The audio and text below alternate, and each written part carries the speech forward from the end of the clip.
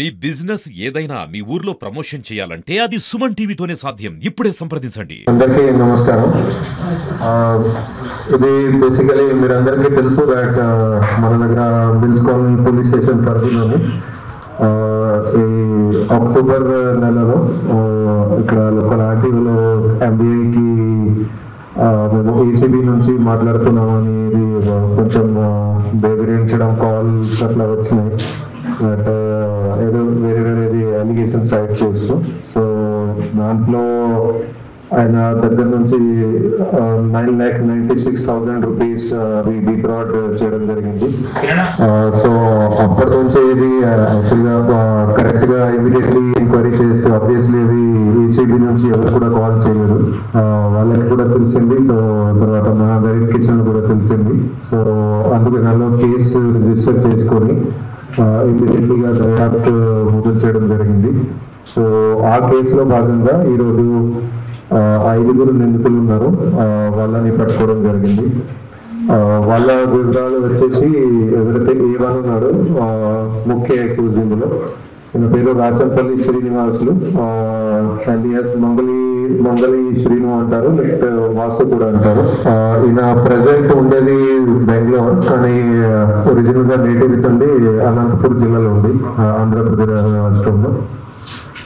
ఈయనతో పాటు 4 ఇతనికి సంబంధించిన ఫ్రెండ్స్ ఉన్నారు. వాళ్ళు ఎవరైతే దీంట్లో ఒఫెన్స్ అయిన తర్వాత పార్టిసిపేట్ అయ్యారు. అయితే ప్రొసీడ్స్ ఆఫ్ క్రైమ్ ఏదైతే ఉన్నాయో డబ్బులు కానీ మనీ కానీ ఎవరిని కూడా వాడుకున్నారు వాళ్ళు. సో వాళ్ళ పేర్లు వచ్చేసి నవీన్ A2 అని ఉన్నాడు. ఇతను కూడా బెంగళూరులో ఉంటాడు. దాని A3 వచ్చేసి మంగళ రవీందర్, A4 వచ్చేసి మంగళ మురళి, ನನ್ನ 5వ పేరు ప్రసన్న. వీళ్ళందరూ కూడా బెంగళూరు సంబంధించిన వాళ్ళు. అండ్ వీళ్ళతో పాటుగా ఇంకా కూడా 3 వ్యక్తులు ఉన్నారు. ప్రజెంట్ గా మన దగ్గర లేరు, కానీ వాళ్ళని కూడా త్వరలోనే పట్టుకుంటాము. ఇతను మంగళి శ్రీను alias రాచంపల్లి శ్రీను ఉన్నాడు. చాలా పెద్ద ఇతనికి క్రిమినల్ హిస్టరీ ఉంది, క్రిమినల్ బ్యాక్గ్రౌండ్ ఉంది. అది టోటల్ మన ఇన్వెస్టిగేషన్ లో కూడా అది తెలిసిపోయింది. సో ప్రెసెంట్ గా ఇతని హిస్టరీ చూస్తే ప్రెసెంట్ గా ఒక 11 వరకు కేసెస్ ఉన్నాయి.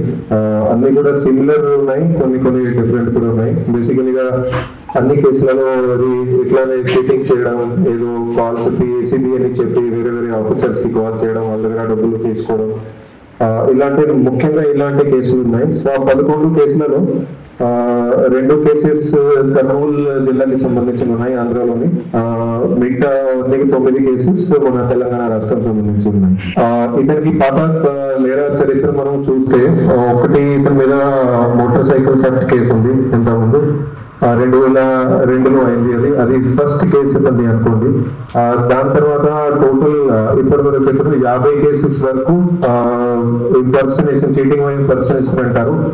అంటే నేను పోలీస్ అని చెప్పి ఎవరైతే ఎక్కడైతే ఎవరో దొంగతనం ఏమైనా చేస్తారు, ఇంట్లో నుంచి ఏదైనా బంగారం తీసుకెళ్తారు, వెండి తీసుకెళ్తారు, క్యాష్ తీసుకెళ్తారు, వాళ్ళ ఇంట్లోకి వెళ్ళి వాళ్ళ దగ్గరకు పోయి నేను పోలీస్ అని వాళ్ళ దగ్గరనే రికవరీగా వాళ్ళ దగ్గర బంగారం తీసుకోవడం, అంటే అక్యూజ్ వాళ్ళ ఇళ్ళ దగ్గరికి పోయి వాళ్ళ ఫ్యామిలీ దగ్గరనే బంగారం కానీ వెండి కానీ లేకపోతే అమౌంట్ కానీ అట్లా తీసుకోవడం, వాళ్ళకి పోలీస్ అని చెప్పి. సో అలాంటి పోలీస్ అని చెప్పి ఇంపర్సనేషన్ చేసిన కేసెస్ అలాంటి 50 ఉన్నాయి ఇతని మీద, ఇంతకుముందు అయినవి రిజిస్టర్ అయినవి. అవి కాకుండా చైన్ స్నాచింగ్ కేసెస్ ఇతని మీద 2014లో మొదలు పెట్టిండు. 14 నుంచి 18 వరకు chain snatching cases 41 chain snatching cases ఇతని మీద ఉన్నాయి.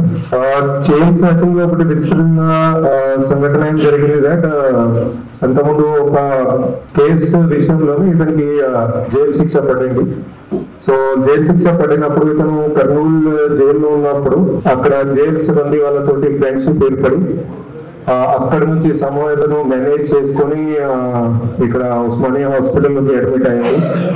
మరి ఇక్కడ కూడా మేనేజ్ చేసుకొని ఇక్కడ నుంచి పరారైపోయి ఇతను బెంగళూరు పోయి చైన్ స్నాచింగ్స్ చేశాడు. ఇదంతా కూడా జైలు కస్టడీలో, జ్యుడిషియల్ కస్టడీ ఉన్నప్పుడు, అంటే ఆల్రెడీ ఇతనికి శిక్ష పడింది, శిక్ష ఉన్నప్పుడే జైలు నుంచి బయటకి వచ్చి ఇట్లాంటి చైన్ స్నాచింగ్ మెసేజ్ చేసినాడు ఇతను. సో అప్పుడు బెంగళూరు పోలీస్ ద్వారా ఇతన్ని పట్టుకోవడం జరిగింది. అప్పుడు అక్కడ ఉన్న కర్నూలు సైడ్ లో ఉన్న జైలు సిబ్బంది వాళ్ళ మీద కూడా డిపార్ట్మెంటల్ ఎలక్షన్ అంతా అది కూడా తీసుకోవడం జరిగింది. అండ్ వాళ్ళ మీద కూడా కేసులు అప్పుడు అయినది. సో అవి కాకుండా ఇది ఏసీబీ ఆఫీసర్ నేను అని అట్లా చెప్పి అట్లా వేరే వేరే డిపార్ట్మెంట్ ఆఫీసర్స్, అంటే ఆర్టీఓ కావచ్చు, తహసీల్దార్లు కావచ్చు, ఆర్డీఓలు కావచ్చు, ఇది ముఖ్యంగా మన 2 రాష్ట్రాలు తెలంగాణ, ఆంధ్ర, అలాంటి కేసెస్ ఇతని మీద 19 వరకు ఉన్నాయి ఇప్పటి వరకు మనకి తెలిసినవి. సో టోటల్ ఇతని మనం నేర చరిత్ర చూస్తే దాదాపు 78 వరకు కేసెస్ మన దగ్గర ఇప్పటి వరకు మనకి ఇన్ఫర్మేషన్ వచ్చింది. 78 కేసెస్. ఈ బేసికల్ గా ఇతని ముందు ఇతను ఆంధ్రాలోనే అరెస్ట్ అయ్యాడు, కొన్నిసార్లు అయ్యాడు.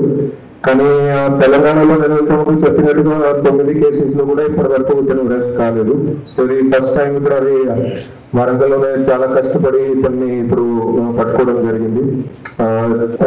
ఇప్పుడు ఇతని ఏదైతే అమౌంట్ ఇతను తీసుకుంటాడు, ఫ్రాడ్ చేసుకొని వాళ్ళ దగ్గర అమౌంట్ ఏదైతే తీసుకుంటాడు, ఆ అమౌంట్ ఇతనికి స్పెండ్ చేసుకోవడానికి ఇతను 3-4 విధులు పెట్టిండు. ఒకటి అయితే బెంగళూరు, గోవా పోయి అక్కడ హై అండ్ స్పాకి వెళ్ళి అక్కడ ఇతను మొత్తం రిఫర్ చేస్తారు. Second thing, online gaming apps ఇతను జాయిన్ చేసుకొని ఇతనితో పాటు 4 క్యూస్ ఇంతకుముందు ఏదైతే చెప్పినా నేను A2, A3, A4 and A5 వాళ్ళ అకౌంట్లలోకి అమౌంట్ ట్రాన్స్ఫర్ చేసుకొని వీళ్ళు 5 కలిసి అది అన్ని కూడా online betting, online gaming, online betting దాంట్లో పెట్టుకొని ఖర్చు చేసేవాళ్ళు. సో వాళ్ళది కూడా మనం టోటల్ రికార్డ్ చేస్తే ఇప్పటి వరకు 82,98,000 వరకు అది ఆన్లైన్ బెట్టింగ్ లోనే అంతా పోగొట్టుకున్నారని అది మనకి ఇన్ఫర్మేషన్ వచ్చింది. అండ్ సో బేసికలీ ఆల్ కూడా అది లెవిష్ స్పెండింగ్, లెవిష్ లైఫ్ జీవించడానికి ఎంత కూడా అమౌంట్ తీసుకొని మొత్తం అది స్పెండ్ చేసేవారు. సో అందుకే మనకి ఈ కేసులో కూడా, ఈ ప్రజెంట్ కేసులో కూడా వీళ్ళని పట్టుకున్నాక రికవరీ మనకి దాదాపు 1.5 lakh రూపీస్ అయింది. అట్లాగే దాంతో పాటుగా కొన్ని mobile phones and all. So ఇంతవరకు రికవరీ అయింది. కానీ మనకి వచ్చిన ఇన్ఫర్మేషన్ 82.98 lakh రూపీస్ అది క్యాష్, అది కేవలం ఆన్లైన్ బెట్టింగ్ లోనే వాడుతున్నారు.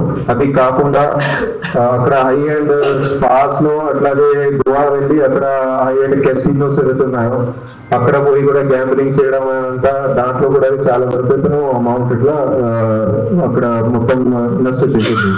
సో బేసికల్ గా ఇంత రిపీటెడ్ గా, ఇంత హిస్టరీగా ఉన్న నేర చరిత్ర ఉన్న మనిషి చాలా కష్టపడి, చాలా రోజుల నుంచి ఎక్కడో ఫ్రెండ్స్ అయిన రోజుల నుంచి కష్టపడడం జరిగింది ఇతన్ని పట్టుకోవడానికి. మాకు అదర్వైజ్ కూడా ఇతని గురించి, ఎందుకంటే మీకు నేను మొత్తంగా ఇన్వెస్టిగేషన్ డీటెయిల్స్ నేను చెప్పలేను. బట్ నాకు తెలిసేది, ఎందుకంటే బ్యాక్గ్రౌండ్ లో నో ఇన్ఫర్మేషన్ అట్ ఆల్. ఎవరు చేశారు, ఎట్లా చేశారు, ఇతను బేసికలీ కాల్ చేసుకోవడానికి కూడా సొంత నంబర్ కూడా వాడరు, వేరే ఎవరెవరి నంబర్ తీసుకొని ఎట్లా కూడా కాల్ చేశారు. సో టోటల్ మీరు అనుకోవచ్చు టోటల్ ఇన్కాగ్నిటో మోడ్ లో ఉన్న వ్యక్తి. సో అతని గురించి ఎలాంటి కూడా ఆచూకీ లేదు, ఎలాంటి కూడా డీటెయిల్స్ లేవు, ఎక్కడైనా అతనికి మొబైల్ నెంబర్ లేదు, ఏ బ్యాంక్ డీటెయిల్స్ లేవు, బ్యాంక్ అకౌంట్ లేదు. సో ఏం ఇన్ఫర్మేషన్ లేకుండా కూడా ఇతన్ని చాలా రోజులు ఎఫర్ట్స్ పెట్టుకొని ఇతన్ని పట్టుకోవడం జరిగింది. So very proud of my team also ఇందులో. సో ఇందులో బేసికలీ మన task force team led by ACP task force Madhusudan, then వాళ్ళందరూ స్టాఫ్, దెన్ అట్లాగే mills colony police station team, then మన ఏఎస్పీ వరంగల్ శుభం, అండ్ ఇప్పుడు మన కొత్త వచ్చిన డిఎస్పీ సెంట్రల్ జోన్ గారు తగ్గుతారు. వాళ్ళందరూ ద్వారంలోనే చాలా మంచి డిటెక్షన్ చేయడం జరిగింది. సో వాళ్ళందరికీ బహుమతి కూడా ఇస్తాం. సహకరించడానికి ఎవరికి కూడా హెల్ప్ తీసుకోడు. సో సో దానిలో బేసికలీ చెప్తాను ఎట్లా చేస్తాడు ఇతను.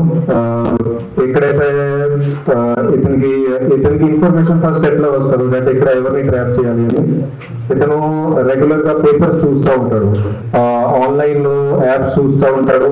సో 2 రాష్ట్రాలకు సంబంధించి తెలుగు న్యూస్ అన్ని కూడా చూస్తూ ఉంటాడు. తెలుగు న్యూస్ లో కూడా ఎక్కడైతే అవినీతి గురించి రాస్తారు, అవినీతి గురించి ఎక్కడైతే రాస్తారో ఏదైనా ఆఫీస్ సంబంధి కానివ్వండి అట్లాంటి న్యూస్ ఇతను ఫిల్టర్ చేసి పెట్టుకుంటాడు. సో దాంట్లో ఇతను మరి అది ఫైనలైజ్ చేస్తాడు ఎక్కడ ఏ ఆఫీస్ కి నేను కాల్ చేయాలి. సో అవినీతి ఎవరెవరి మీద రాస్తారో వాళ్ళ గురించి కూడా ఆఫీసర్స్ కూడా అందరికి నంబర్స్ ఇతను పెట్టుకొని తన దగ్గర పెట్టుకుంటారు. సో వాళ్ళకి ఎట్లా కాల్ చేయడం ఇతను మొదలు పెడతారు. సో దాంట్లో చేస్తూ వరుసగా ఎక్కడైనా ఎవరైతే చెప్తారో వాళ్ళని అతను ట్రాప్ చేసిస్తాడు. అది అతని ఏమో. సో బేసికల్ గా ఓన్లీ తెలుగు రాష్ట్రాలకు సంబంధించి న్యూస్ చదివి ఇతను చేస్తాడు అంతే. సో ఇతనికి సహకరించి వాళ్ళు ఒఫెన్స్ లో నేరం చేసుకోవడానికి ఇతనికి బ్రాండ్ కానీ లోకల్ కానీ ఎక్కడైనా ఎవరు కూడా లేరు. సో అది కూడా మాక్సిమం చేసింది కూడా బెంగళూరులో కూర్చొని ఇక్కడ ఒఫెన్స్ చేస్తూ ఉంటాడు. అది అతని పద్ధతి. అది చూద్దాం. అది ఇప్పుడు లీగల్ ఫిజిబిలిటీ ఎక్స్ప్లోర్ చేస్తాం అది దాంట్లో. ఓకే చేస్తాం పీడియాక్ కానీ ఎక్స్పెరిమెంట్ కానీ చూస్తాం. బట్ ఆల్రెడీ బహిష్కారం అంటే ఆల్రెడీ ఇక్కడ ఉండట్లేదు, 2 రాష్ట్రాలు కూడా ఉండట్లేదు. maximum ఉండేది బెంగళూరులో ఉండి అంతా చేస్తున్నాడు. ఓకే